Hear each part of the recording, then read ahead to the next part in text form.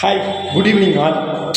அந்த காலத்தில் பார்த்தீங்கன்னா சுடுகஞ்சி, உளுந்தங்கஞ்சி, சிறுபயிறு கஞ்சி, இந்த மாதிரி கஞ்சிகள் சாப்பிடுவாங்க. உடம்புக்கு ஸ்ட்ரென்த்து. போர் வீரர்கள்லாம் கூட போருக்கு போகிறதுக்கு முன்னாடி அந்த சுடுகஞ்சி அதெல்லாம் சாப்பிட்டுட்டு போவாங்க. ஹெல்த்தியாக ஆரோக்கியமாக 3 மணி நேரம்லாம் போர் போடுவாங்க அந்த கஞ்சியை குடிச்சிட்டு. ஆனால் இன்றைக்கி ஒரு பசங்கக்கிட்ட, இன்றைய தலைமுறை பசங்கள்கிட்ட நம்ம சுடுகஞ்சியோ ஒரு உளுந்தங்கஞ்சியோ சிறுபயிறு கஞ்சியோன்னா ஏதோ ஒரு தகாத மாதிரி பார்க்குறாங்க. இதெல்லாம் ஒரு உணவா அப்படிங்கிற மாதிரி பார்க்குறாங்க. உண்மையிலே உங்கள் குழந்தைகளுக்கெல்லாம் நீங்கள் தயவுசெய்து அப்பப்போ வயிற்றுக்கு நல்லா இருக்கிற மாதிரி சிறுபயிறு கஞ்சி, வெள்ளைப்பூடு, தேங்காய் இதெல்லாம் போட்டு இயற்கை உணவு கொடுங்க. இது ஒரு 1000 வருஷம் 2000 வருஷத்துக்கு முன்னாடி உள்ள உணவு. இப்போ மாதிரி பீஸா பர்கர் மாதிரி இடைக்கால உணவு சாப்பிட்டுட்டு பொசுக்குன்னு போகிறது இல்லை. அது ஸ்ட்ரென்த்தான உணவு.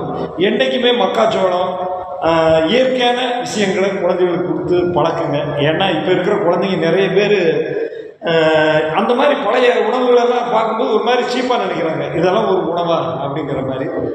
அதில் இருக்கிற ஸ்ட்ரென்த்து, அதில் இருக்கிற ஆரோக்கியம் இப்போ இருக்கிற பசங்களுக்கு தெரிய மாட்டேங்குது. சொல்கிறது கரெக்டு தானே?